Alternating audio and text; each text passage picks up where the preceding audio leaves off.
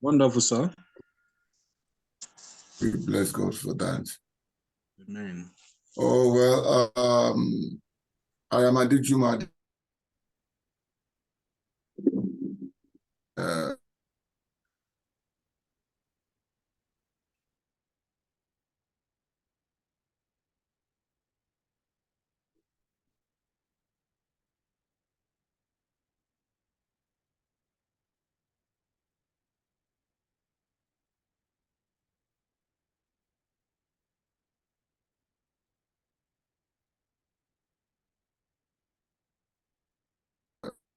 This course is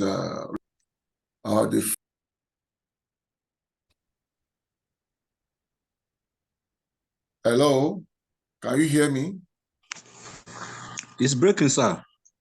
I don't know why, but can you hear me now? Can I hear you, sir? Yes, we can hear you now, sir. Okay, thank you. So like I said, the course is research methodology.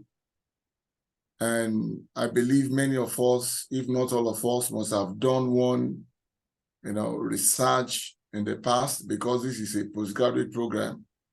You can't just jump into this class if you have not gone through either HND or BSc. You may even have people with MSc and just doing this as an addendum, not to add something to their certificate.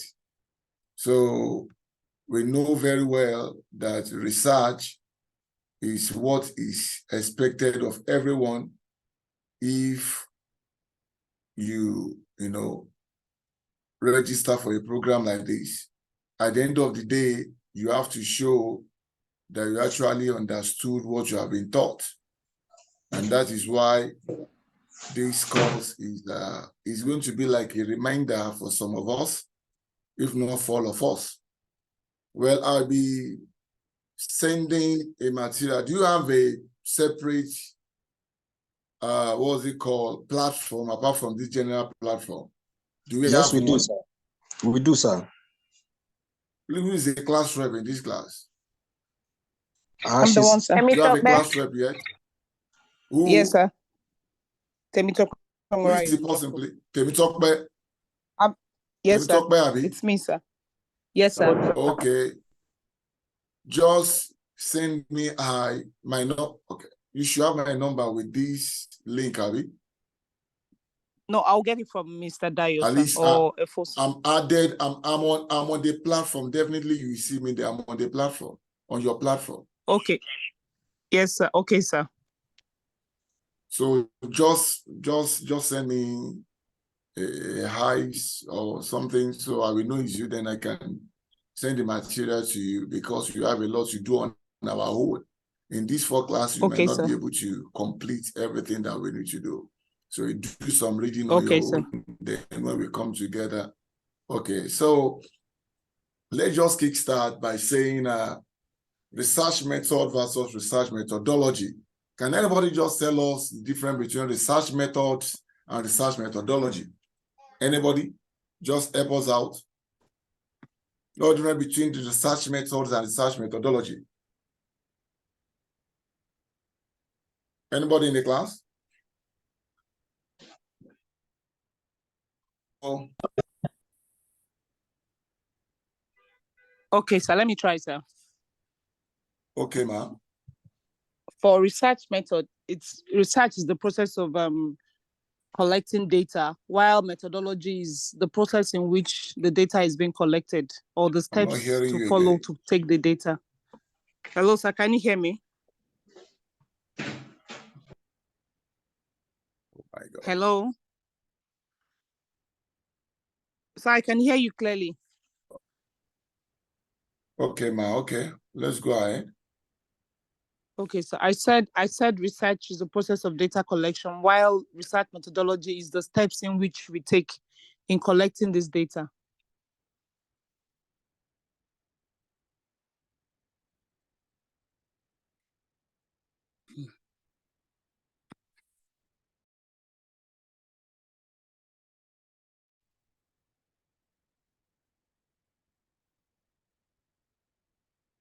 Okay, well, I'm sorry, I didn't hear what you said because it was breaking.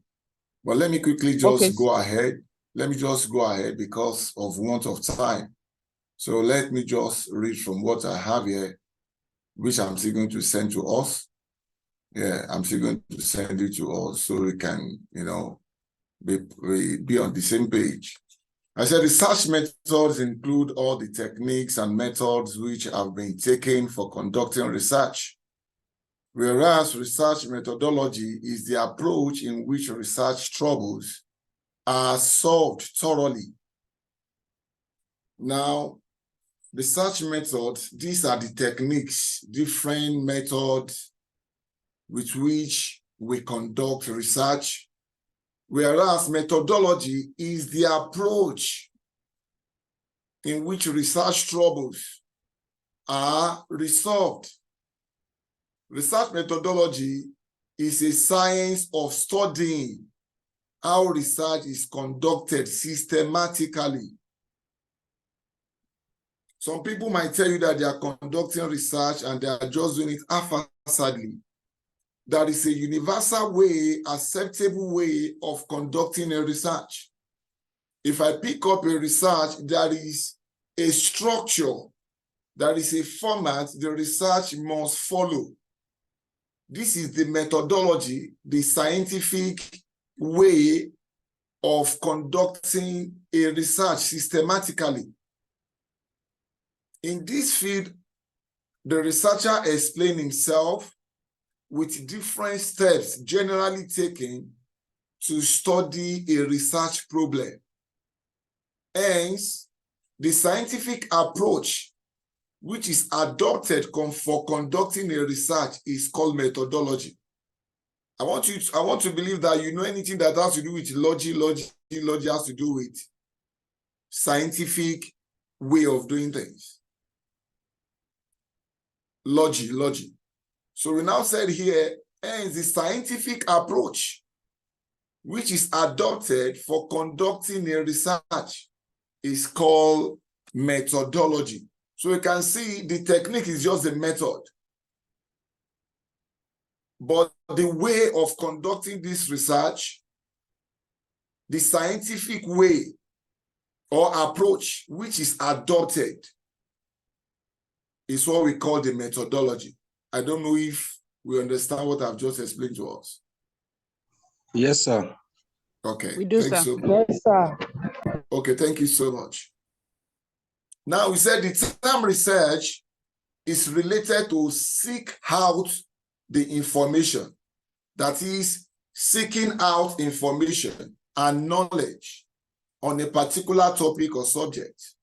From the name research, it simply means search again, re. You can divide into two words. The re is one, and the search is the second one. So when we talk about research, you are saying searching again what has been searched before. Yes, you can't just go and sleep because somebody has conducted a research. You may want to validate what the person has conducted by doing the same thing, following the same approach, which the person claimed that he has, followed.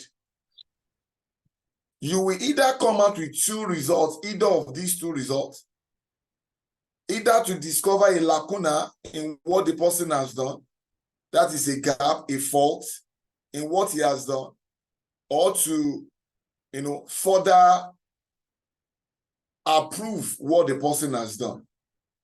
So the essence of research is to see if what was initially done was correct or there was a gap, a lacuna in it. So when you say research, it is searching again. And that is why one research will always give birth to so many researches. Because the moment you have a claim, people will want to see, people want to know if what you claim you have done is true or not.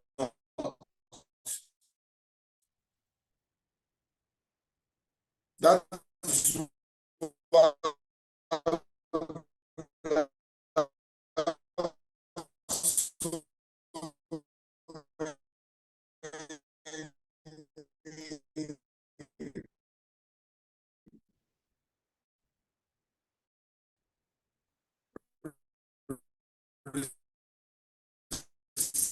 Please,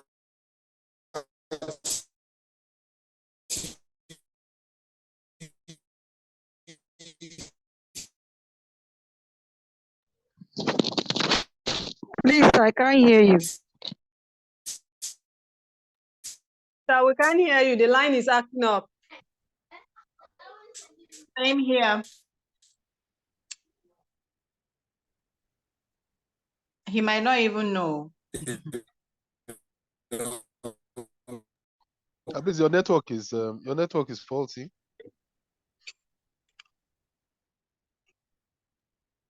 He may not be hearing us. So just put it on the chat box.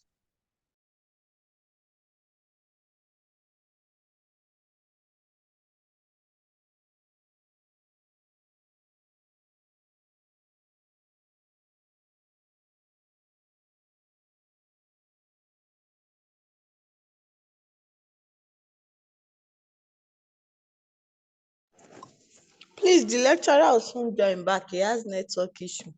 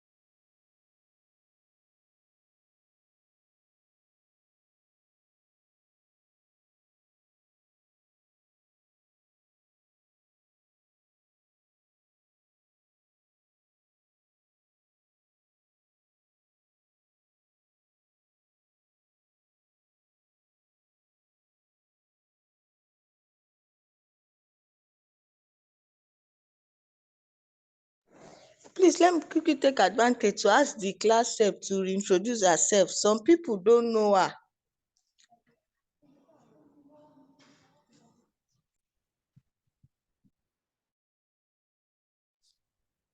Okay. That I should reintroduce myself. My name is Temitope Morayo Njoko. And I think you should Can also we help? appoint assistant. Please, can we see your picture? Can we see Okay. your beautiful face? Oh, you can't see my beautiful face now.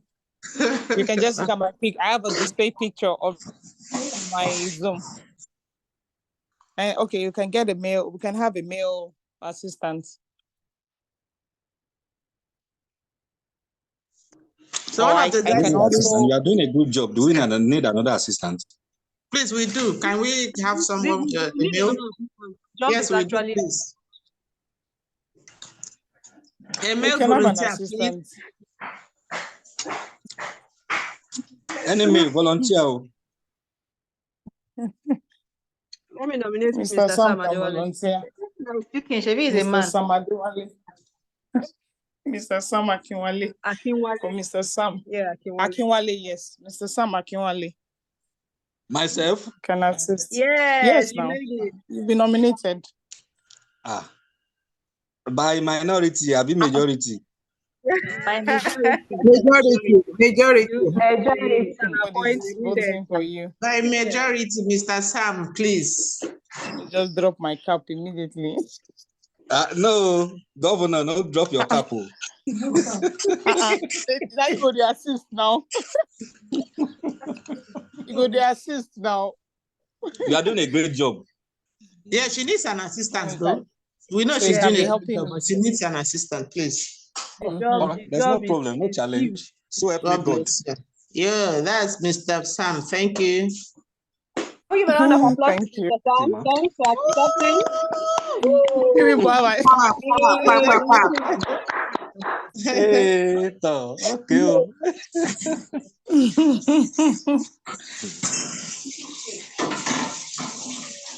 So the lecturer is here to join back. Who is in the shower? Who is cooking rice and stew there? Sorry, pele. Huh? It's allowed now. Come on, this is Sunday. It's allowed, I beg. People should come and eat Sunday rice, please. Sunday Please share it. Let's share it here, Sunday please. lunch they are doing. we shall be eating Sunday rice. God's rep, that was why I was saying, please, can we see your face? But you declined my request. It's allowed. It's okay, no problem. Course, please, can we get the document for the courses? Yes, the lecturer said he will send to us. Then, no, Madam Professor will also send some things to us by tomorrow. So immediately she shares with me, I'll forward it to us. But Okay, course thank rep, you. the document we are expecting from Madam Efosa, is it not dependent on those who have paid? Well, Sorry, I didn't but get you your can have the question. course outline. You can have a course outline. If the She will lecturer not get send back, the you can materials. log in. Sorry, please, I think I missed something. Payment for what? Is it the program payment? Your fees. Oh, Yeah, I so we think the won't school have the fees. materials without the fees. No, if you've not paid over 50% of your fees, I don't think they will send you materials. You can get the course outline, but you might not get the course materials full. Really? Yeah, But we Miss get But the we know payment. now Madam that Efosa is the can way it is. Madam Efosa can clear out on that. You won't get all your materials. You need to pay the school fees in full. Then it's sent directly to you. But you have access to your course outline. Wow. So, but the other time is They didn't tell us all of these things. I'm Like, serious, honestly. This is just January. you take it to pay at the end of the year. Not like you are running. No. I think They mentioned they it. They did. expect you to pay 50% of your fees. Then they'll make everything available Regardless to of you. that. If you make 50%, they'll give you all your materials. mentioned you should pay nothing less than 100,000. It was mentioned, I think after the orientation, Mr. Francis, he did said that, for after the initial 20,000 of the application, then you pay 20,000 for Yes. acceptance. Yes. Then after you paid for the acceptance, you should make a payment of not less than 100,000. 100,000. Yes. Yes. Before the material, you can get the full Will materials, be given to and you. that Yes. the balance should be paid before the second semester examination. That's if I heard him correctly. Yes. You are Yes, Exactly. yes, I that's interacted with him correct. one-on-one too. He said the same thing. You are right. Okay, thank you. Thank you, everybody. This is well. Yes. January, please come and go so we can see money and pay. If we should Don't pay, worry, because if January you will no be pay, ending by next they wait for Wednesday. you for exams. You know, copyright exams. Marina, If you no pay, before exams like this, you go pay. If not, you know, go like write the serious. exam. Yes, honestly. Are you feeling this first semester examination? No, not necessarily that you pay all, but you must pay 50% for you to be able to write first semester exams. By Is it the second first semester, semester? The first semester. no, this is fourth semester now. For people like us, it's our second semester. Okay. Yes. So for those of you that were at the orientation, is that or is there something else apart from this money you are talking about? Is there like an IT or something that is supposed to be along the way? Of course, there's practical. You're going to do a research. You do a research. There's practicum too. 150 hours. The research you mean is that it's like the research project we all did in our first degrees, right? Yeah. Yes. You're going to do a project. Yes. So the practical you're talking about, what does it entail? IT. Depending on when you get to second semester, there will now be areas of specializations. There are about 5 to 6 areas of specialization, like community development, childcare and protection, health and elderly, where you will now have the main specific area. Then in that line, that's where you now do your practical. Okay. Thank you, Madam Tibitope, for standing in. Thank you, sir. Please come again. My network went off. No worry, I'll let her is back. What actually happened is this.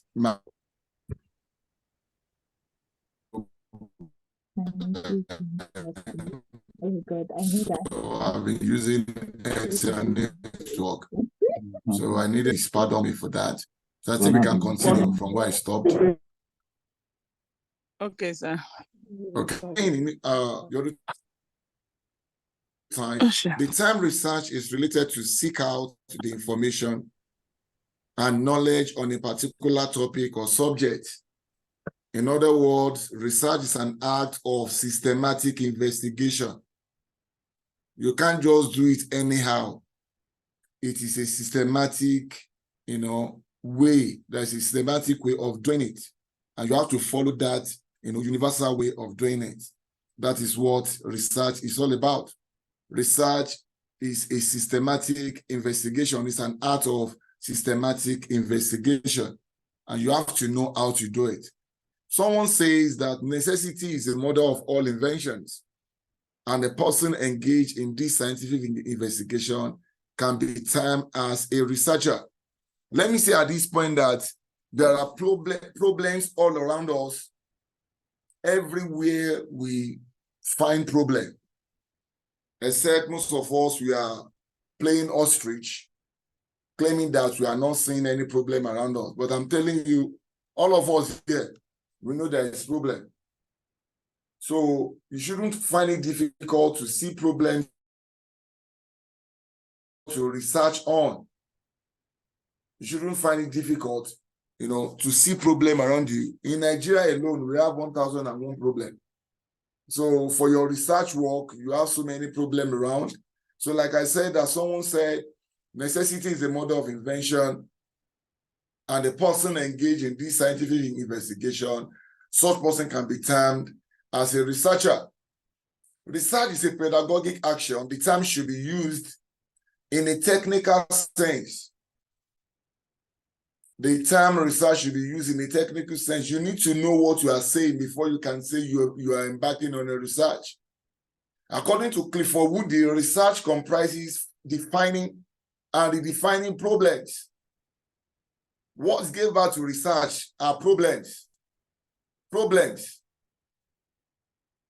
In social work, you have a lot of problems. It all depends on your field, and it all depends on your area of specialization. Some of you are in gerontology, some are into welfare, what's it called? Industrial social work. There are different problems in your area of specialization. So research comprises of defining and redefining problems, formulating hypotheses, or suggesting solutions, making deductions, and reaching conclusions. And at last, carefully testing the conclusions to determine whether they fit the formulated hypothesis. Hypotheses are tentative statements that are subjected to acceptance or rejection. If you make any hypothetical statement, it doesn't mean that that statement is true, and it doesn't mean that that statement is false. But that is what you want to study. That is what you want to look at in your study. For example, I can say, okay, there's no significant relationship between the number of years of education of a woman and the number of children is going to have in marriage. She's going to have a marriage. That is an hypothetical statement or a hypothetical statement. I've not subjected it to study. I just made that hypothesis that the number of years spent in the university or in education does not affect the number of children a woman is going to have. You can have different hypotheses. You can say there's no significant relationship between religion and access, to religion and using of medication. Although we have some religion that forbid using of medication. For example, those people who belong to apostolic faith, they don't take medication. For example, Those people belong to Jehovah's Witness. They don't take blood transfusion. So you can look at the effect of religion on people seeking medical attention or medical assistance. So you can formulate different hypotheses and you test it with your study. So at the end of the day, your hypothesis which you have formulated is your HO, which is what we call null hypothesis. And for every hypothesis you have, you're going to have a counter or alternative hypothesis. We call it alternative hypothesis. So your null hypothesis is HO, while your alternative hypothesis is H1. And for all your null hypotheses, the opposite is always your alternative hypothesis. I don't know if I'm too fast. Are you getting what I'm saying? Hello? Well, with you, sir. Okay, so with you, sir. Okay, for every null hypothesis you have, you must have alternative hypothesis. And your alternative hypothesis is always the opposite of your null hypothesis. So simply means if you have 5 hypotheses, it simply means you're going to have 5 null hypotheses. Can somebody give me an example of one hypothesis and give me the alternative hypothesis to it? Anybody in the class, please? Sir, I could not hear you, please. I could not hear you, please. My good God. Since or now? Sir, since, please. It was breaking all through. I don't know if anybody, if they were is able it the same to with everybody? No, it's not the same with everybody. We heard you very well. My good We God. Maybe you are using Airtel that I have abandoned now. I abandoned Airtel and I just bought MTN now. Okay. I come back to you. But can anybody give us an example of hypothesis and alternative hypothesis in the class, please? Yes, I was just about to when she said, okay. Okay, madam. Okay, for null. Okay, sir. So for the hypothesis, you can say there's a relationship. There's no relationship between. There's a significant relationship between area of reading and class performance. Area of reading. That's for not. Yes. Yes. Please, what do you mean by area of reading? Okay, like maybe in a noisy area or a quiet area. That's what I'm trying to describe. Okay. Area of reading and what? And your class and your maybe CGPA or your score. Academic performance. And academic performance, yes, sir. So for null hypothesis, for alternative hypothesis.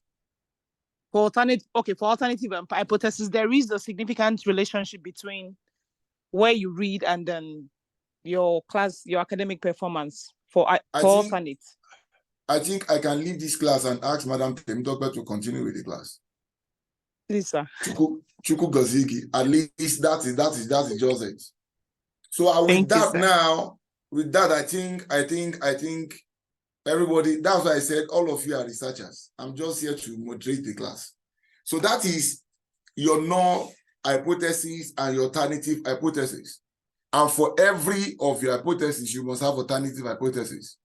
And it doesn't mean that, the major problem with many researchers is that they want to enforce their null hypothesis to make sure that what they have, the hypothesis they put down is what actually come to pass. You are not a researcher. Because there are some things you need to know as a researcher. You must separate yourself from your study. Although it has been proven that it is somehow difficult, but try as much as possible not to allow your personal belief to influence your study. For example, now, I know some of you are either a pastor or pastor's wife, or you are an afar or whatever in your religion. And you have your belief about CSWs. Please, who are the people who refer to as CSWs? Hello, CSWs. Who can tell us what do you mean by CSWs? Commercial sex workers. Oh, my good God. Hey, there are people in this class who are they fear. Sincerely, are they fear. Because everybody here sabi everything past myself. Now, as a Christian or as let me put it that way, as a born-again Christian, if you are to research on that study, I believe you have a biased mind already. True or false? Let's be sincere with ourselves.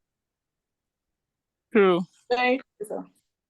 And if you are a skunk Muslim too, you have a biased mind on that subject. True or false? Not everybody. Ma? I didn't hear you, ma.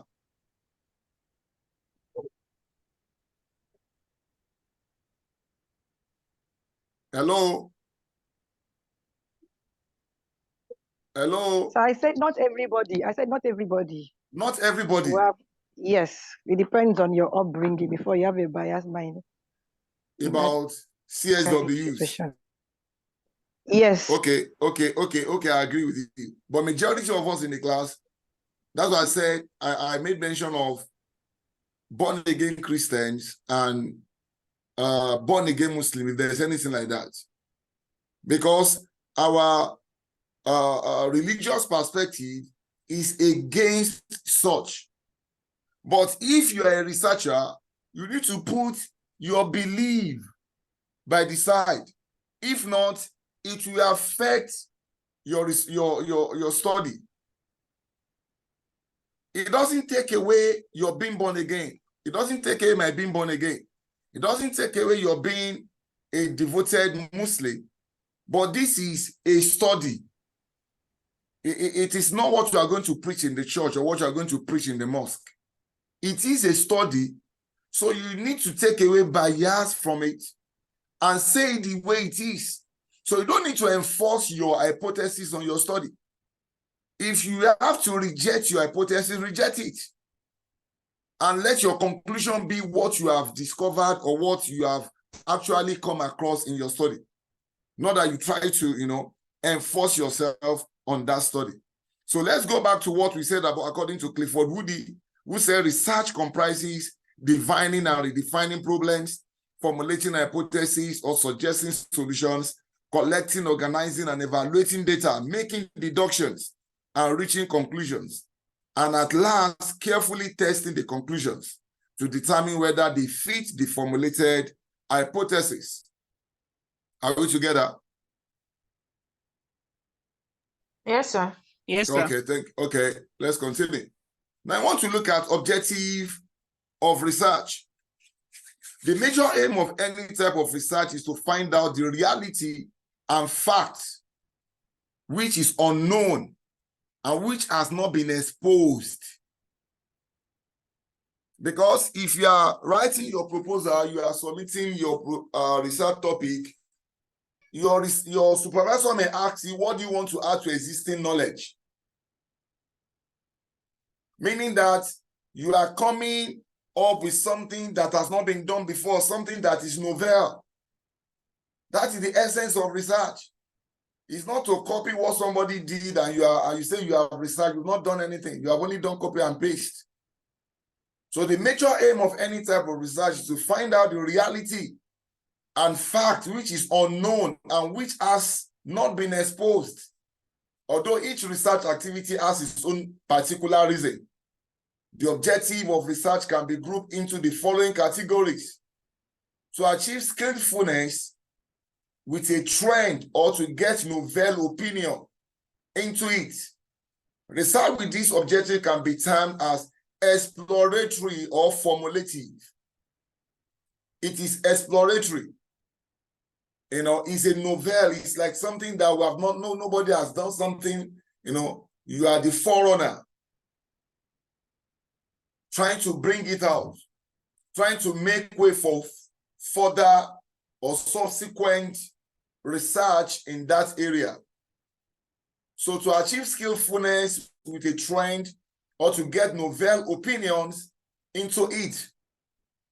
Secondly, we said to find out the characteristics of a particular character, condition, or groupings. Research with this objective can be termed as descriptive research. So telling you we could have exploratory research, we could have descriptive research. To establish the relationship with which something occurs. or with which it is related with something else. Research with this objective is known as diagnostic research, to diagnose, to know what can lead to this, or to know the relationship. You can look at that as diagnostic research. To test a hypothesis of a reasonable liaison between different variables. This type of research can be grouped into hypothesis testing research. And hypothesis testing research is what we call deductive research. According to Karl Popper, that is what we call hypothetical deductive research. That is testing existing hypotheses. With that one, you are not going to gather data, unlike inductive research. You have deductive, you have inductive. So where hypothesis is being tested, you talk of what? Deductive. What I'm just saying here is PowerPoint, about 60 slides, but I have, well, like I said, I'm going to, after this class, the classroom is going to send me, give me a chart. Then with that, I will send to her. So I want to look at the basic type of research as follows here. We have descriptive versus analytical research. That is descriptive analytical research. Descriptive analytical research. Descriptive is what? And analytical is what? Why? Descriptive is what? Analytical is why. And when you have research that deals with what, they are so easy to answer. What is your name? Where are you? All those questions are easy to answer. But when it comes to why, and that takes us to a qualitative research methodology, or a qualitative research versus quantitative research. And the type of research you are conducting will also determine the kind of instrument you are going to adopt. For example, when you are dealing with quantitative research, this one, then you can study a large number of people easily. And one of the tools for quantitative research is questionnaire. It's questionnaire. I can administer 1,000 questionnaire to 1,000 people. It will take me maybe a week to retrieve them. But if I'm to conduct a qualitative research of example, using unstructured interview, and I want to interview 1,000 people, my good God, that can take me 6 months or 1 year. Because when you talk about unstructured interview, it has no structure. Any question can come. One question can lead to the other. Because if you are looking at interview, there's some interview, or there's a particular interview that is similar to questionnaire. And that can be seen as a quantitative method instead of qualitative method. We have structured interview, we have semi-structured interview, then we have unstructured interview. But the one that deals with why, most among them, is unstructured interview. It's asking you why, how, questions like that. So we are talking about descriptive versus analytical. Descriptive research consists of survey, fact-finding investigation of different kinds. The main purpose of descriptive research is explanation of the set of circumstances as it presents as such. The term ex post facto research has been used to elaborate this type of research in different areas or subjects. The main feature of this method is that the scientist does not have direct control over the variables. It can only report what is happening or what has happened. It can only report what has happened. You don't have power over it. You don't have power over it. It is the way it has happened. That is the way you are going to report it. For example, why people of the south side are suffering from lung cancer as compared to the north side neighbors.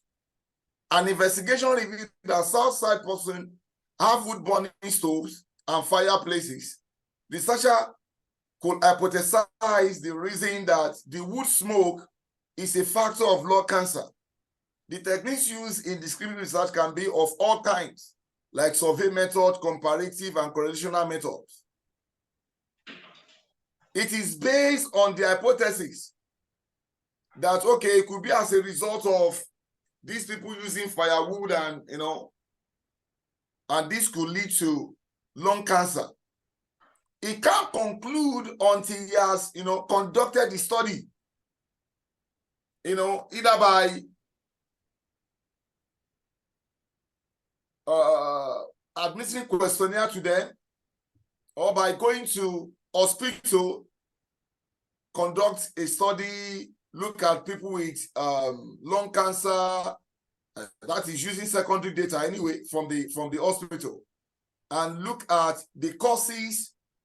Then he can conclude, okay, as a result of this secondary data, blah, blah, blah, we're able to discover this. It is what has happened that you are going to, say the way it is. The way it is, that's where you are going to explain it. I don't know if anybody has any question concerning applied analytical versus descriptive data. Analytical versus descriptive. I say one is what, the other one is why. Hello? Hello. Hi. Right here, together? sir. I hear you, sir. I said, I don't know if anybody has any question on what I've just said, descriptive and analytical. So I don't want to just continue running. You said what? I'm good, sir. I don't know about others. Okay, let's hear from others too. So it won't look as if you are speaking for others. Am I good to go? Yes, sir. Yes, Well, sir. Okay, thank you Yes, very sir. much. Good to go, sir. Okay, then what you look at applied versus fundamental. Applied research versus fundamental research. Applied research refers to finding a solution to a specific practical problem facing an individual, society, or an industrial or business organization. That's why it is called applied. We want to apply it. The result, we want to apply it. For example, how to abolish hate crime. What are the ways to market a product? What is causing increased poverty? This one. Let somebody conduct research on this one for us. What is causing poverty? Etc. So these are applied research. We want to apply the results. In fact, with this, you can see grants. Anywhere we are seeing grants, it's like they are looking for solution to a particular problem. So they want people that will quickly conduct the research and bring solution. Whereas fundamental research is mainly concerned with overview and with the formulation of theory. That is fundamental, just to add to knowledge. You are not applying it, not to solve an immediate problem. For example, when there's what we call meta narratives. I'm a bit going into theory. I'm sorry. That's what we call meta narrative. We said it has to do with formulation of theory. So we have what we call meta narratives, simply big theories that we speak for everybody, and everyone is trying to have his own theory to dominate other theory. It started with this.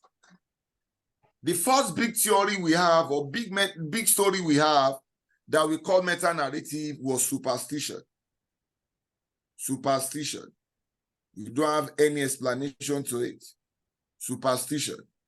It reigned for a very long time. After that, another big story took over. Another meta-narrative took over. Who can tell me what that meta-narrative was that took over from superstition? Anybody? Can anybody try?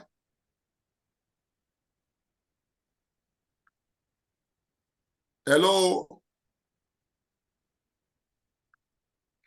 All this I'm saying, I know in this note, you know, as they are coming, that's what I'm saying. You know what?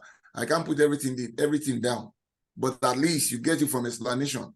That's why it is not good for somebody to say, after I have the notes, I have the material. It is not everything in the material you will hear, or it's not everything that will be said in the class that you see in the material rather. So who can tell me the meta-narrative that took over from, or that overthrew, what was it called? Superstition. Okay, don't let me waste time. What took over from superstition was religion. Am I correct? So religion became another big story, meta-narrative, that took over from superstition. And religion was reigning, you know, reigning. Then who can tell me what took over from religion? A big story that took over from religion. Hello? Hi, sir. Just let me know you're in the class. Hello, okay, fine. Okay, fine, you're in the class. So what took over from religion is science. Science. And science has been able to provide answers to many long-standing questions. Although people are now going back to religion because there are some questions that religion cannot answer. We are not here for that. There are some questions that science could not answer, and people are falling back to religion. Now, let me give us this example. Before now, we have what we call the Odanjes and the Abikus. In the Yoruba, Abiku, Omo yen want to be 7 times, 9 times, at least you must have heard of that. And among the Igbos, you have what we call the Odanje, that child. The parent has given back to him 8 times. He only stayed the 9th times. How many of us are aware of something like that? Very much aware. Yes, sir. But do we still have them now? Some parts of the country still do, sir. Madam, I disagree with you. Sir, it's still some. The remote parts of the... Madam, do you know what was responsible for those people are still in the superstition age. No. Wait. Let me tell you. Do you know what was responsible for that? People self. Thank you, my sister. It was ignorance of our parents, of our grandparents. Then they were falling in love instead of them to stand in love. Sorry. Exactly. You get it? Nothing like checking genotype, nothing like checking resource factor. I love you, sham. You don't born. But then, sir, there was no science to check all those things. That is why I said that time religion and superstition were reigning, but now we have science. You know, I said these are big stories. Big stories mean meta-narratives. It was superstition. Religion came, took over from superstition, and science has come. Now, if anybody is, I believe that is the situation now.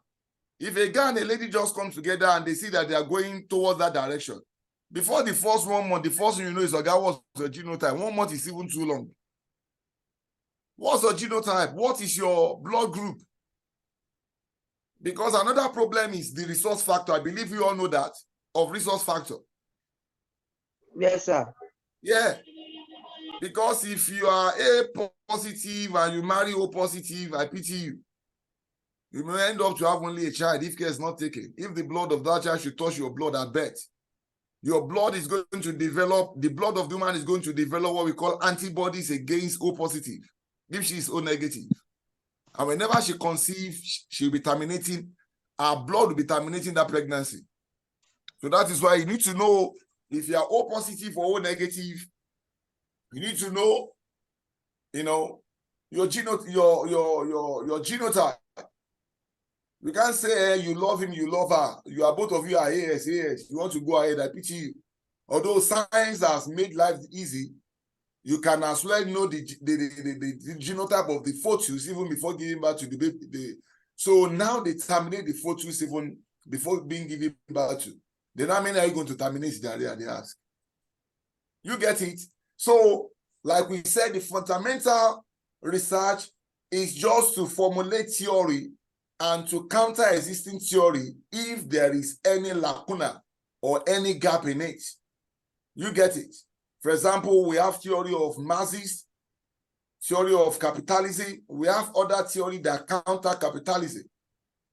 For example, you have capitalism saying that the cause of the problem in the society is the relationship between the rich and the poor, the bourgeoisie and the proletariat.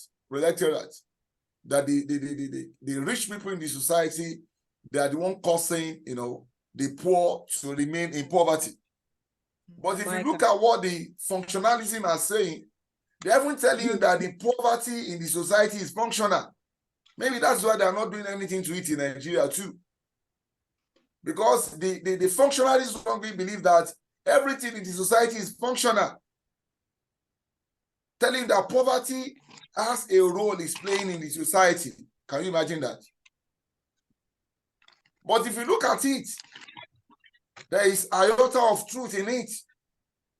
Because many of us, when we're leaving schools, when we're leaving home to school, the Yorubas among us, what did your parents tell you?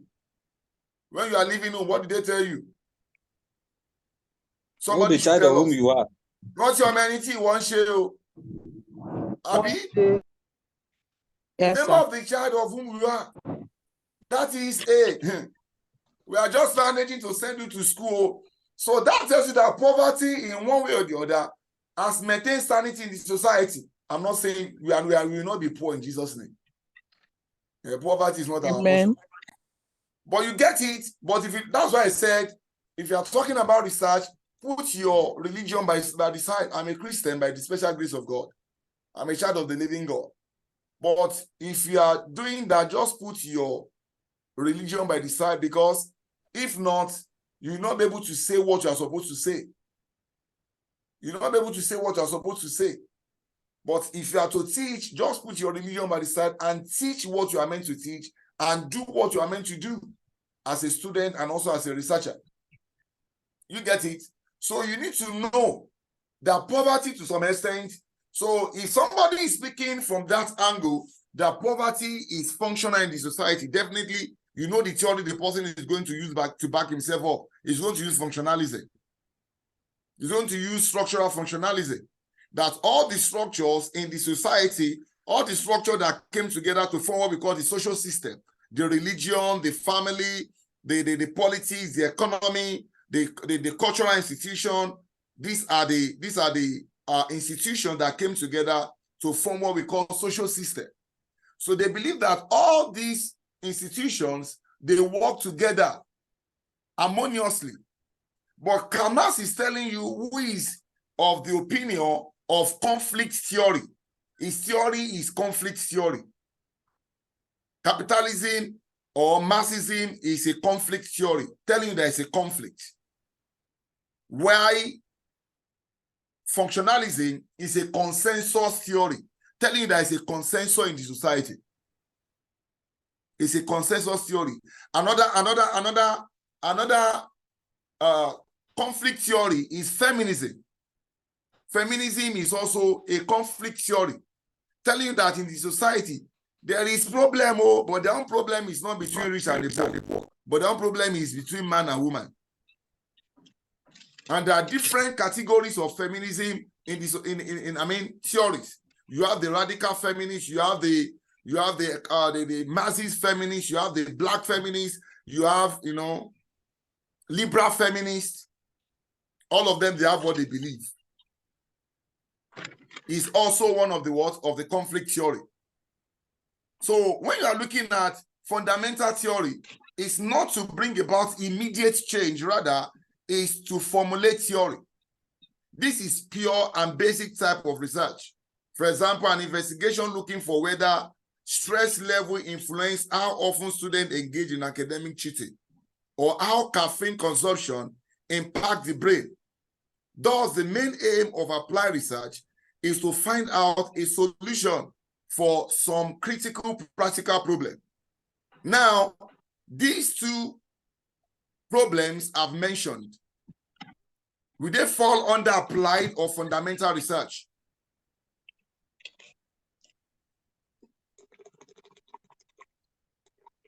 Hello? It's applied. Hi, sir. Come again, sir. For example, an investigation looking for whether stress levels influence how students engage in academic cheating, or how caffeine consumption impacts brain. Are they applied or fundamental research? Applied, sir. Yeah, applied. All of us applied? No, they are fundamental. All of us applied. One person said fundamental. Both of them are applied problems. Because talking about imparting brain, you want to find a solution to that problem. Talking about cheating, is cheating good? No, sir. So we want to find solution to cheating. So if we now discover that stress level, influences how often students engage in academic cheating, then we see how we can curb stress. So we are trying to find solutions. So such is an applied research. Do you get it? Whereas basic or fundamental research is handling towards finding information that has a wide sense of application to the already existing organized body of scientific knowledge. Then we look at another one, quantitative versus qualitative. Quantitative versus what?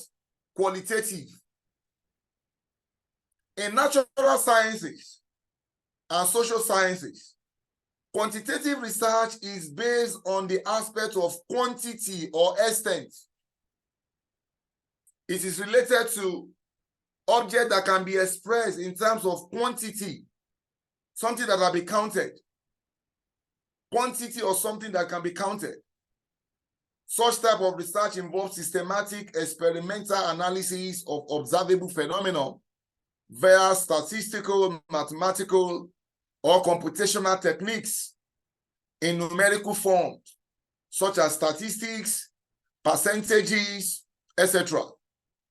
Whereas qualitative research is concerned with qualitative phenomena, that is, relating to quality or variety. Such type of research is typically descriptive and harder to analyze than quantitative data. And let me also say this, when you are talking about qualitative research, you don't generalize your findings. Hello? Hi, sir. When you are dealing with qualitative research, you cannot make generalization. Why? Because you cannot study a large number of people. You cannot. I don't know how many of you are in your class. It is easier for me to administer a questionnaire to all of you. In 1 hour, I've retrieved all my questionnaire. I've done the analysis. I can as well send it via Google questionnaire platform. I just send it, you fill and submit. In fact, that one is easier. The Google something will just do the analysis and give me my result. Even if you are 1,500, as you are submitting that, the questionnaire is doing the analysis and I get everything. But if I want to do qualitative study, for example, I want to use what I called the other time. What did I say the other time now? That type of interview. unstructured interview. And I want to interview 1,000 people. You know how long that is going to take me? Another interview that is similar or that is the same with questionnaire, the only difference between questionnaire and that interview is that the person who is asking the question is structured interview. Because a questionnaire is a structured, a set of structured questions. You cannot add to it, you cannot deduct from it. So a questionnaire is a sort of what? Structured question. Same thing with structured interview. The interviewer has a structured question. How he must ask the question. 1, 2, you cannot ask 2 before 1. So it is similar to questionnaire. In fact, it is a quantitative tool. It's a quantitative tool. The only difference is that it is the interviewer that is writing the responses for the interviewee. Maybe the interviewees are illiterate, they cannot write. Maybe in that case, that's why it's filling for them. So like I said, in natural sciences and social sciences, quantitative research is based on the aspect of quantity or extent. It is related to objects that can be expressed in terms of quantity or something that can be counted. Such type of research involves systematic experimental analysis of observable phenomena via statistical, mathematical, or computational techniques in numerical form, such as statistics, percentages, etc. Whereas qualitative research is concerned with qualitative phenomena that is relating to quality. The other one is relating to what? Quantity or variety. Such type of research is typically descriptive and harder to analyze than quantitative data. Qualitative research involves looking in depth at non-numerical data. It is more naturalistic or anthropological. Another tools of qualitative method is what we call participant observation. Participant observation. And this participant observation is also divided into 2. There's what we call covert participant observation, and that's what we call overt participant observation. Covert and overt.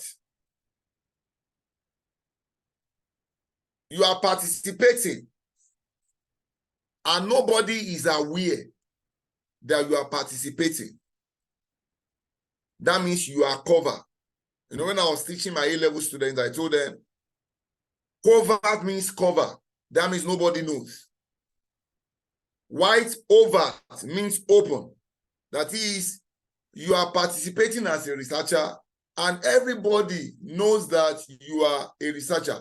In such study, you may not get the true picture of these people you are studying. Because we know human beings, we can pretend very well. So we have overt and covert participant observation. So we want to look at the next one, conceptual versus empirical. Conceptual versus empirical research. I think this is the 8th one we are looking at, if I'm correct. We look at descriptive versus analytical. We look at applied versus fundamental. We look at quantitative versus qualitative. And now we are looking at conceptual versus empirical. Am I correct?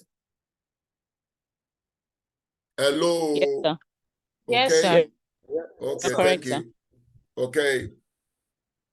So conceptual research is that which is related to some abstract idea or theory. Is what we call theoretical research or theoretical study and empirical study. Conceptual is the same thing as theoretical study. You may not need to go to field to do anything.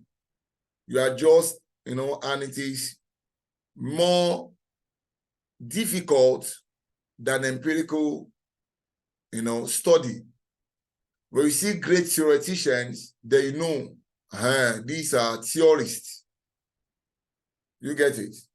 So empirical versus conceptual. Conceptual research is that which is related to some abstract ideas or theory.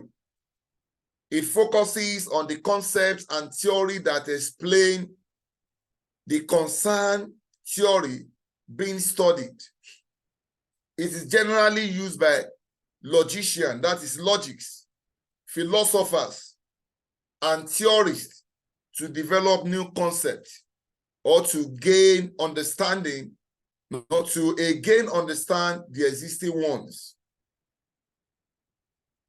That is conceptual research. On the other hand, empirical research relies on experience or observation alone, by going to the field, by administering questionnaires. That is observation and experience. It is empirical, it is practical. That's what we call empirical study. Empirical means what you can see, feel, touch, see. It is empirical. It is a way of gaining knowledge by means of direct or indirect observation or experience. We can also refer to it as experimental type of research. In social sciences, we also conduct experiments. We use human beings for experiments. Yes, but it is common with psychological research. Research in psychology, they have what we call control group, and they have what we call the experimental group or the research group. You have two similar groups that contain and they are exposed to the same thing. For example, you may want to look at the behavior of children that are exposed to different kind of things. You want to see the level of aggressiveness in them. So you want to see if exposure to wrestling, to all these WrestleMania 5 and 10, to all these boxing, and children that are not exposed to such, you want to see their behavior. So you will keep two of them, maybe for months, maybe for 2 months. They are in the lab. You are conducting experiment on them. You want to see the effect of exposure. You get it? You can also do the same thing for adults. See the effect of a particular exposure unknown to them, that you have a control group, unknown to them that you have a study group. They don't know. You can just keep them separately that you want to. Who knows if these what's it called? Big Niger, or what is it called? Please, what is it? Big something like Big Brother Niger. Do you know that thing is a research?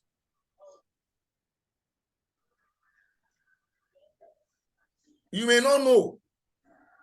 It could be a research. Because all of them, they are kept together in a particular room. That place they are is like a lab. And you may have another group somewhere else of the same caliber of people, the same background, and you try to see the exposure and what, that's an experimental study. And that's a good example of empirical study. Please, are you following me, or some people are not hearing me again? Please let me hear from you. We are following, sir. We are following, sir. We are following, sir. Do you understand what I'm saying? Do you understand? Yes, sir. Okay, thank you. In such a research, it is necessary to get the facts and data, firstly, their source, and then actively engage to doing certain things to stimulate the production of desired information.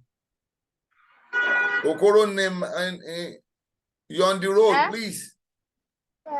I didn't hear you. Do you have any questions? Are you asking any question? In Nehemiah, do you have anything? Okay, let's continue, please. Some other types of research, may be of different types rather than above stated. Like from the point of view of time, we may also look at research based on the time. You can look at research, you can differentiate research based on the time spent on them. We have one-time research. You have longitudinal research. Can somebody tell me the difference between the two, one-time research and longitudinal research? Anybody? One-time research and longitudinal research. I think one-time research is a research that is done just once, as in just conducted once, while the other one is something that is repeated, that is continuous. Okay, another person, please. Akinwale Samuel Soji, okay. Can somebody else try? So one-time research can be just for a particular period of time, maybe a day or a week or a year, but longitudinal research could be over time, over a period of so many years. Okay, I will go with you. Yeah, the first speaker said, for example, your project is a one-time research. The project you are going to write is a one-time research. But a longitudinal research could take months, years. Why? Because you are taking record of intervention in a particular study. You want to see the effects of those interventions, so that might take you years. For example, in a particular village where they have cholera, so there is an intervention of different phases. By the time you introduce the first phase, after 3 months, after 6 months, you go back, you take your report, then you introduce the second phase. You understand? That's a longitudinal study. It's over a period of time. And as you are going, you are taking your record. So it's different from a one-time research. It's different from one-time. So you have a one-time research and you also have longitudinal research. In the former case, the research is limited to a single time period. While in the latter case, the research is carried on over several time periods. Research can be field setting. Research can also be laboratory research. Like I told us, you can be on the field, like you going to interview people, going to administer questionnaire, you're on the field. And it can be restricted to a laboratory like the one I just explained to us. It could be a laboratory research or model research, which will depend upon the environment in which it is to be carried out. So you have to put the setting in place based on what you want to achieve. Like I said all the time, that the exposure of children, so you know the kind of thing that they'll be watching. So the environment in which it's to be carried out must be put in place.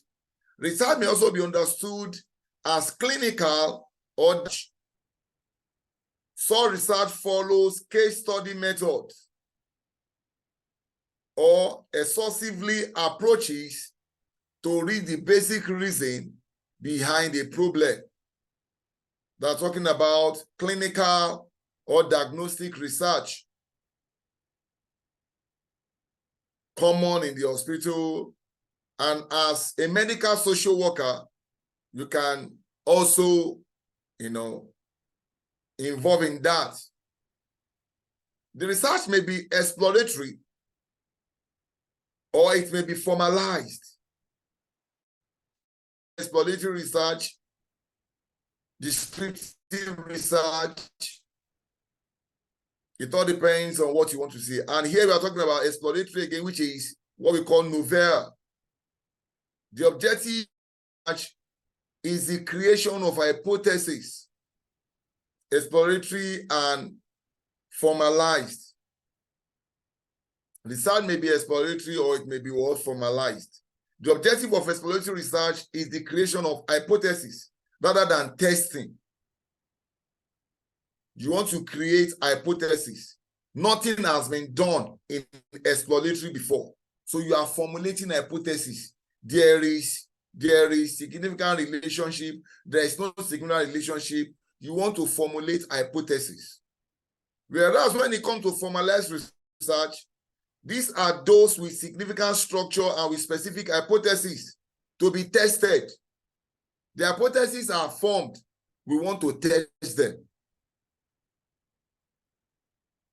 The term historical research, that's another one. Historical research is refers to that which make use of historical resources like documents, papers, leaflets, remains, etc. Like somebody who wants to study the life of Obafemi Awolowo or Nnamdi Azikiwe or what was it called? Sardauna of Sokoto, Ahmadu Bello. It's going to be an historical research. There was one I did with one of my oga, a man called Sakari Yawu. We did a study about him till he died, from when he was born. That was an historical study. And what we look at in his life is we target Omoluabi. You know, in a cultural setting. It's a value that is cherished among the Yorubas. When they call somebody Omoluabi in the Yoruba, among the Yoruba, it is a value that is highly appreciated. So when you're talking about historical study, you need to depend on documents or interviews of people that live with that person or that knew something about the person or that lived when the person was alive. Documents, papers, leaflets, remains, etc. To study events or thoughts of the past, including the philosophy of a person and groups at any point in time. Research can also be classified as conclusion-oriented and decision-oriented. While doing conclusion-oriented research, a researcher having free thinking to choose a problem, design the queries as he proceeds, and is prepared to conceptualize as he wants. Decision-oriented research is always for the need of a decision maker. For example, the government, they can, sponsor a particular research, give grant, just for them to arrive at a decision. So decision-oriented research is always for the need of a decision maker. And the researcher in this case is not free to get on research according to his own preference. They will give him terms and conditions. For those of us who have, done research through grants with international body, they will give you the method. They will tell you one qualitative method, one quantitative method. They will tell you what they want. You cannot just begin and do it on your own because they are the ones sponsoring it. And there is a purpose for sponsoring it. So such research is what we call decision-oriented research.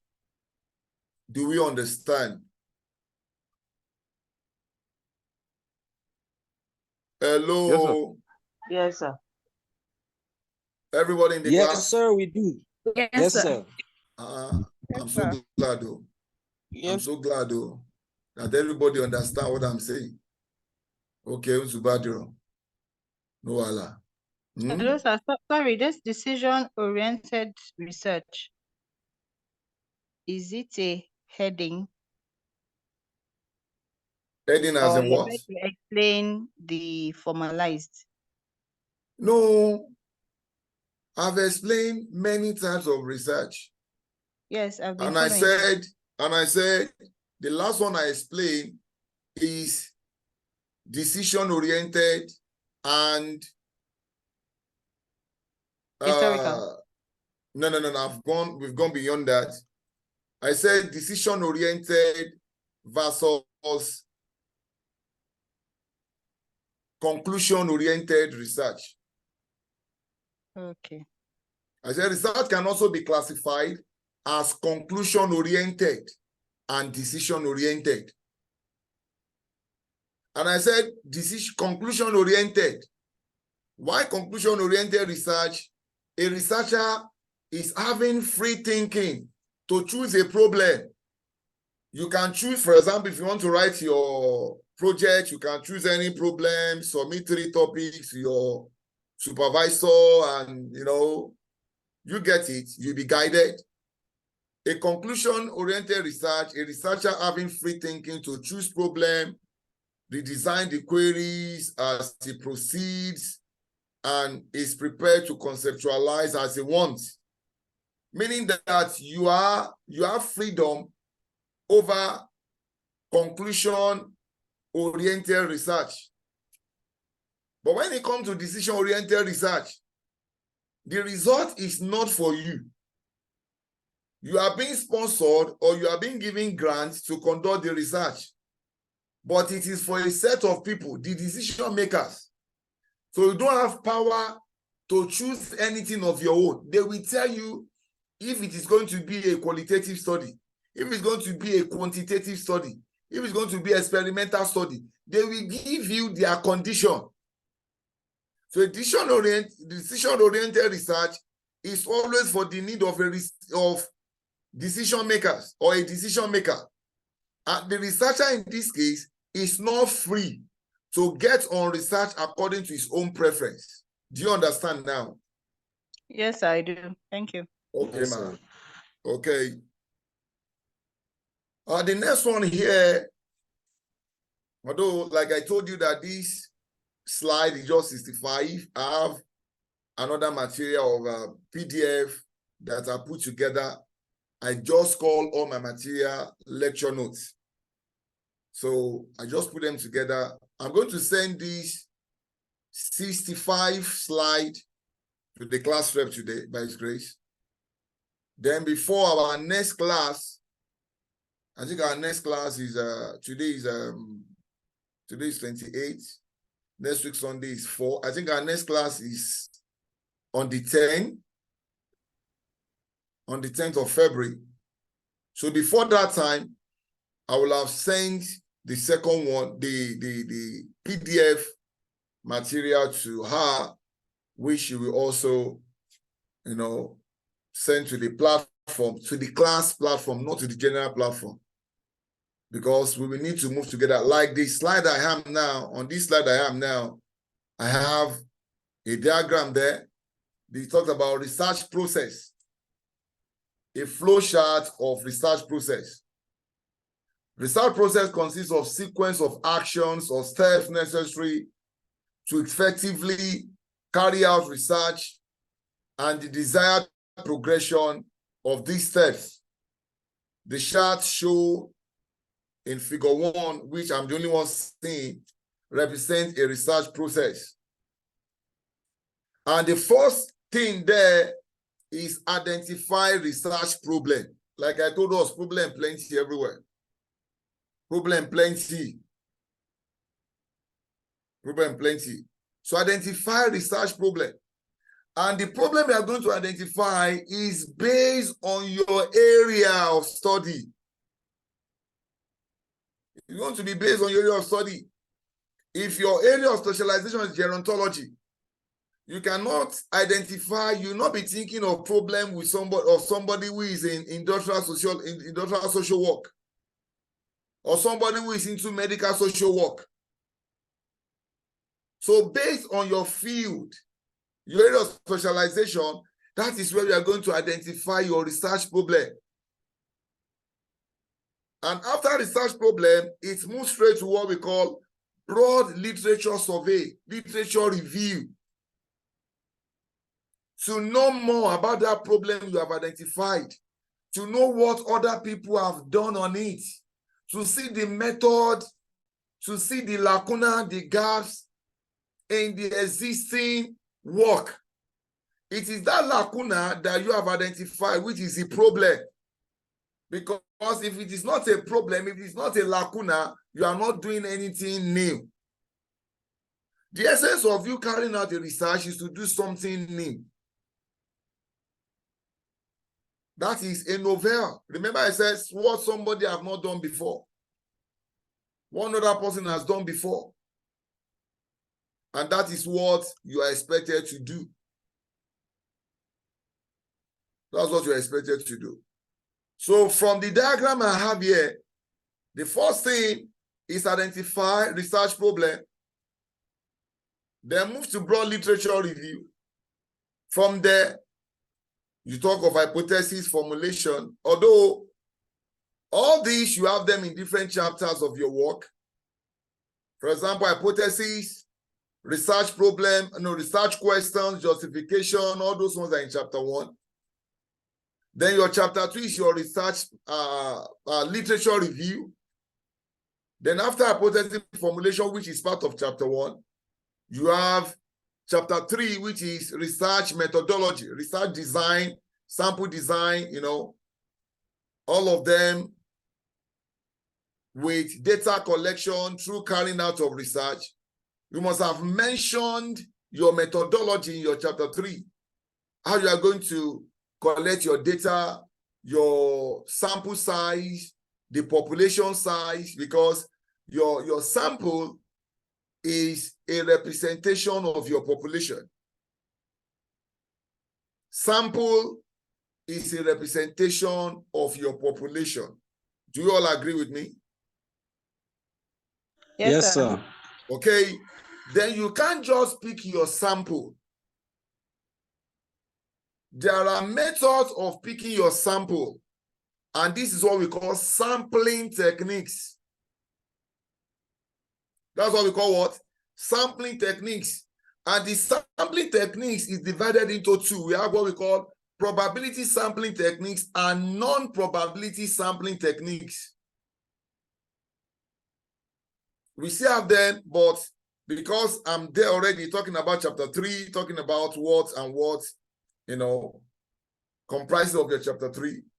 So talk about probability sampling techniques and non-probability sampling techniques. The probability sampling techniques is the one that gives everybody equal opportunity of being selected in a sample. It gives everybody equal chance, equal opportunity of being selected. Why not probability sampling techniques does not give equal opportunity? In fact, convenience sampling is one of them. Anybody I see, I just choose the person. You are not giving equal opportunity to everybody. So when you talk about stratified sampling, simple random sampling, all these ones are examples of probability sampling techniques. We will get there. They are subtopics on their own. Then after your data collection through carrying out of your study, collecting data, different tools, like we said, questionnaire, interview, observation,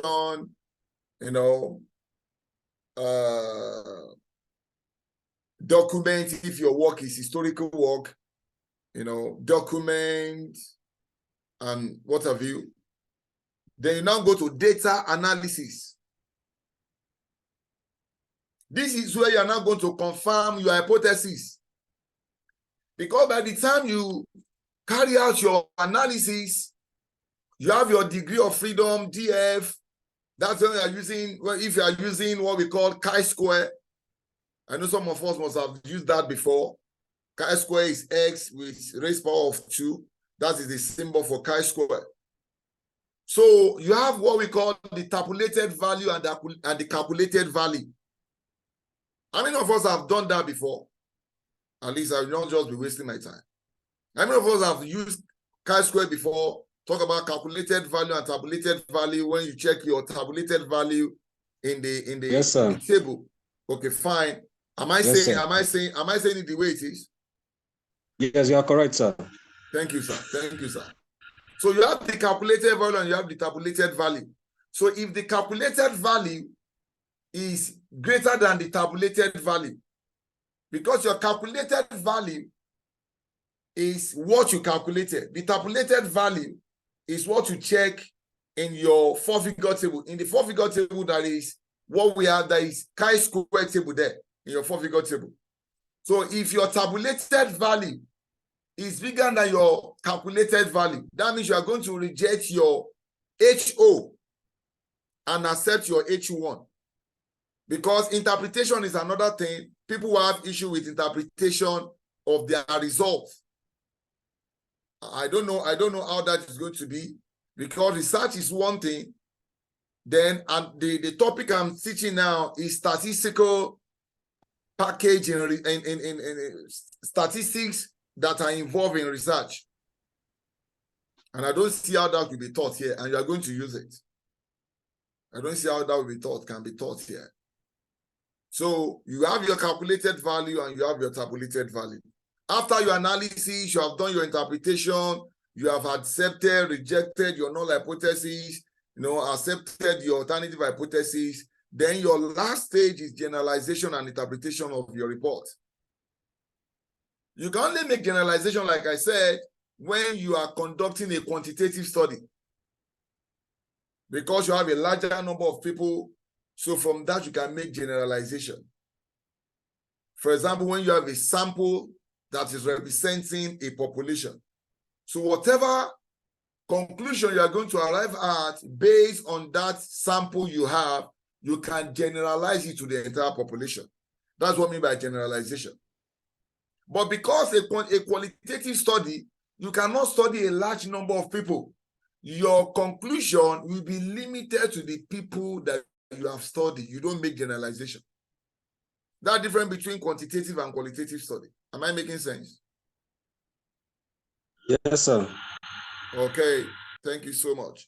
So because you don't have access to this material, I will see what I can do. Like I said, I will send it to Madam Temitokpe. Is that the name? So yes, after sir. the class, I will send to Madam Temitokpe. So at least you can go through it. Like I said, you can go through it and go ahead, before the next class. You should be able to finish this slide in the next class. Then the next material I'm going to state to you, there are things that you will see there that I also have here. That one is PowerPoint. And there are things that are there that you don't have here at all. So we need to harmonize the two,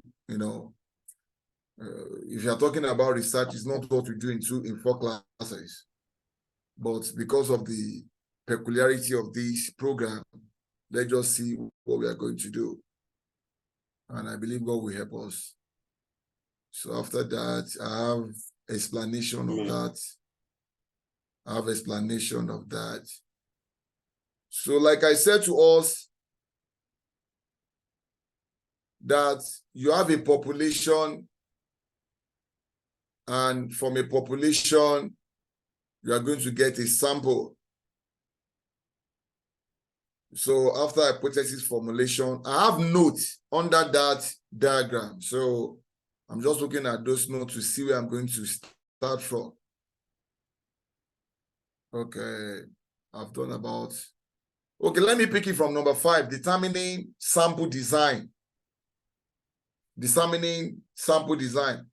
Every object that's involved in any type of inquiry constitutes a universe or a population. When we say a universe and we say a population, it simply means all the objects that made up that group. For example, I don't know how many of us who are working with local government. If you want to say teachers, primary school teachers in Lagos State, all of them is a population or a universe. It covers all the primary school teachers in Lagos State. That's a population. And from that, you are going to select your sample. And with that, it's even ambiguous, because you said primary school teachers in Lagos State. You can further break it down by saying primary school teachers in public schools. Can you see I've broken it down, isn't it? Yes, sir. Because if you say primary school teachers in Lagos State, I don't know if you are going to include both private and public schools. You get it? But that is why your project topic must not be too bogus. Because I pity you, you will not be able to finish it even in 2 years. And you can't turn it to PhD. So everything that made up your population or that are contained in your population is what we refer to as the universe. A complete detail of any object in the population is known as what? As a census inquiry.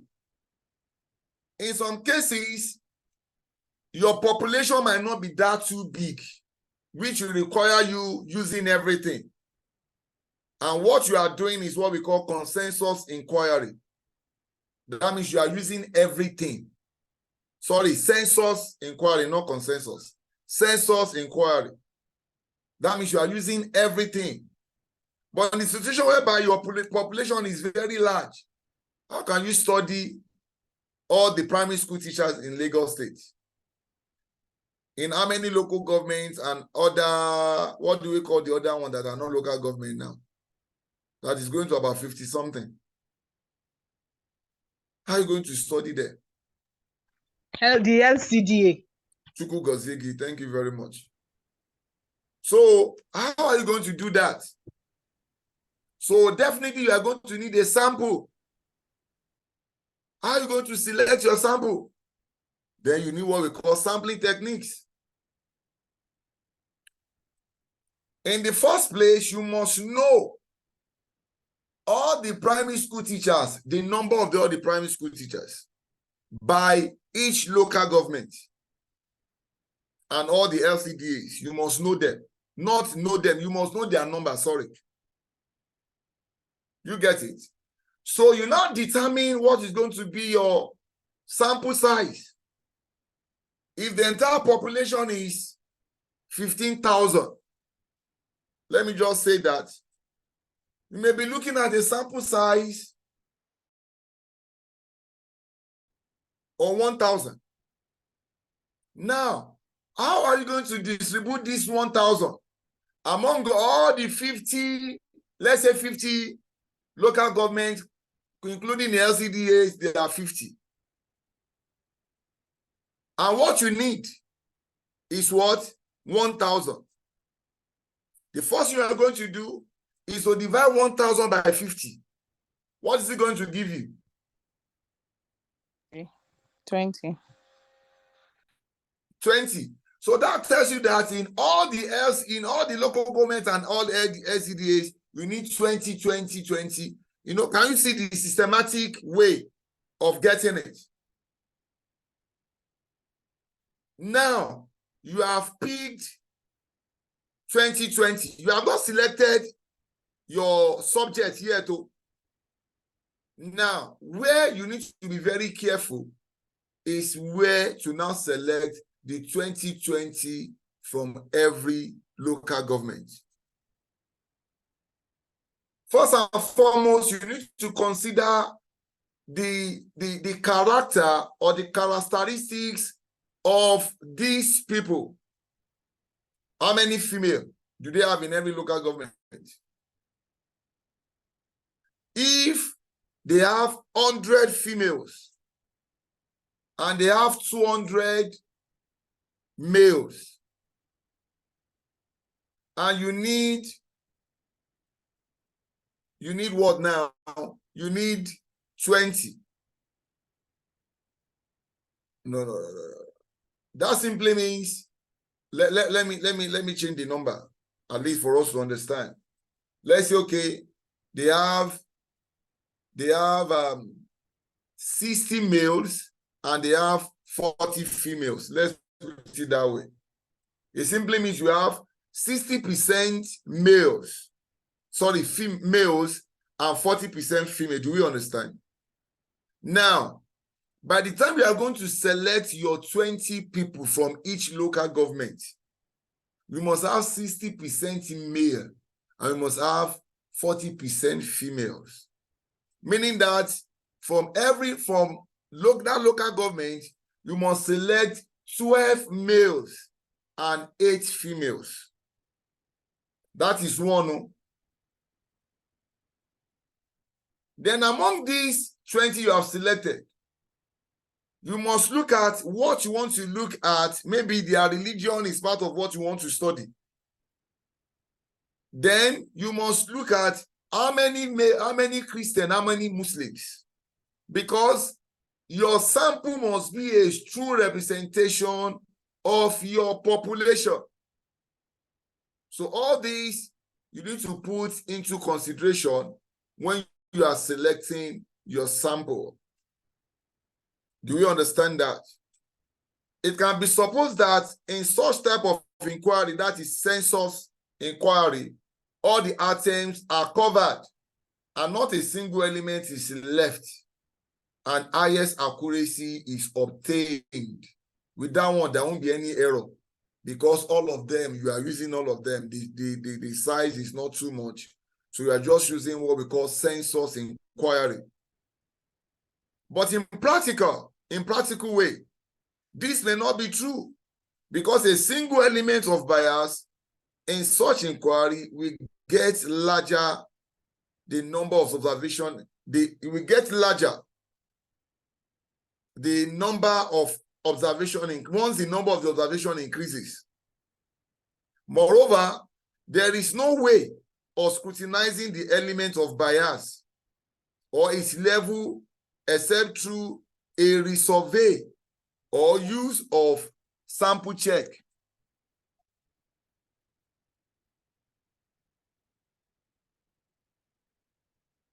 So besides such type of inquiry, requires a lot of time, money, and energy.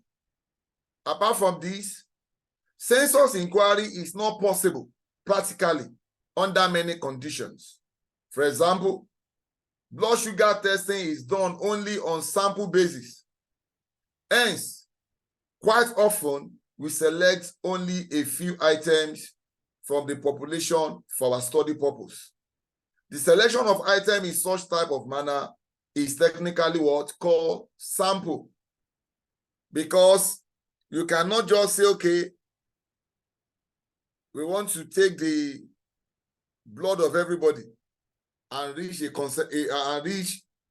say, okay, you want to have census inquiry. Each sample you took is representing an individual. And in that case, it is a sample. You are going to have different explanation for each sample that you have taken. The researcher must decide the way of selecting a sample or choose a sample design for a study. In other words, a sample design is an exact sketch determined prior to any type of data collection for obtaining a sample for a given universe. You must have determined ahead of time, even before collection of your data, the sample size, the sample techniques you are going to use. You know, you have in your chapter 3, like I said the other time, you must have determined, know the type of people you want to study, and know the type of sampling techniques that is possible. A sample design is an exact sketch determined prior to any type of data collection, you have determined the sample design to obtain from a given universe. There are two types of sampling, like I said the other time. Who can remind us the two types of sampling I mentioned? The two types of sampling techniques I mentioned. Anybody? You said probability and non-probability. Sampling, sir. And probability sampling. No. Stratified probability. sampling. Probability and non-probability sampling technique. Thank you, Madam Temitokpe Morayo Njoku. Chukwugozigi. We talk about probability sampling and non-probability sampling. It is under probability sampling that we talk of random sampling, simple random sampling, stratified sampling, systematic sampling. Then under non-probability sampling, talk about convenience sampling, snowballing, things like that. But the two major types of sampling are probability sampling and non-probability sampling. Non-probability sampling uses a subjective method of selecting unit from the universe and is generally easy, quick, and economical. You know, there are difference between subjective and objective. Subjective simply means you are using your own way. It's not a universal way of doing things. It's not the standard way. Where both of them are standard ways, since you have said it is non-probability. But when you use probability sampling, it is, you know, there is a method you have to follow in selecting your people, your subject. But when it comes to non-probability, you can just pick anybody. Well, let's just go to this place and use this school alone. That is non-probability. It is convenient, it is economical, it is easy, it is quick. Therefore, it is useful to perform preliminary studies, focus groups, or follow-up studies, meaning that you can as well use both probability and non-probability sampling. So you can use your probability sampling, you know, so you can use the non-probability sampling for your what? For your preliminary study. That's what we call, that's what we call pilot study. Have you heard of that before, pilot study? Yes, sir. So pilot study, what is pilot study, Madam Temitope? Or what do you understand by pilot study? Okay, it's a kind of research that is done before a main research is done. Like going to test a small population out of the main population you've selected for a particular research. Just select a very few to, like a pre-test. Okay, let me eat you again. What is the essence of pilot study? I'm sorry. Okay, sir. It's okay. Before a research study is carried out, there's an assumption. So it's to have not like getting the results of a study, but don't like worry. Don't let me trouble you. Don't worry. You have tried. Okay. Sir. I can see you are. I think the idea is to see if the topic is researchable or something like that. Well, you are coming up, but the essence of pilot study is to test your instrument, to check the validity and reliability of your instrument. You get it? You know, there's what we call reliability, validity in research, and it has to do with your tools too. Reliability simply means, can it be replicated using this tool, using your research tools like your questionnaire, your interview? It is usually conducted on a fragment of the population that you want to finally study, from which you are going to get your sample from. But this one is like a leading, you know, to get the idea if I'm going to use this questionnaire, will people understand this? You want to get the understanding of the people, of the tools, of the instrument you want to use. So before you now launch into the deep to conduct your full-blown study. So one of the major reasons of pilot study is to tell the validity and reliability of your tools, of your instruments. Thank you so much, Mr. Akinwale and Mrs. Temitope. Thank you so much. At least I really appreciate your contribution in the class. So non-probability sampling uses subjective method of selecting units from the universe, and is generally easy, quick, and economical. Therefore, it is useful to perform preliminary studies, focus groups, or follow-up studies. Probability samples are based on simple random sampling, stratified sampling, systematic sampling, cluster or area sampling, whereas non-probability samples are those based on straightforward sampling, judgmental sampling, and quota sampling techniques. This is belief description of some important sample design as follows. This is 5 minutes to 5. Am I correct? You don't have any other class again today, Abi? Not at all, sir. Okay. This is 5 minutes. I dash you my 5 minutes. So, no, because if I should start this now, I'm going through the types of sampling, deliberate sampling. You understand? It will take us beyond 5. It will take us beyond 5. You get it? And I know we have mommies in the house. We have mommy who are planning to prepare for our going to school tomorrow with children and some other things. And that is also waiting on the dining table that mommy, I teach you, Tony. I'm a gem. Is the food not ready? Am I speaking some people's mind? Am I speaking some people's mind? You are, sir. You are right, sir. Right, sir. You're in the spirit. No, the truth is, except I want to turn myself to non-social worker, then I will not show any sensitivity in this. I know what is going on. And if it's just is that what? This is indirect speech for us. So. It is true. Honestly, we must be considerate too. If Okay, I continue, sir. none of you ask me to stop. Hope you know that. Yes, okay, sir. Yes, that you're is right, sir. That No. is insensitive. But that is insensitivity. That is of a truth. It is insensitivity. You are very correct, sir. It is insensitivity. What am I going to say that you don't know before? You can see Madam Tintokpa is teaching with me in the class. Mr. Akinwale is also teaching with me in the class. You get it? So yes. What am I going to say that you get it? So I love your cooperation in the class, and if you continue like this, you will go a long way. You know, coupled with the fact that I'm going to send the material ahead of time. Please, let's do well to go through it. So when you come to class, you just look as if we are discussing. Thank you so much. I really appreciate your cooperation. Have a wonderful week ahead.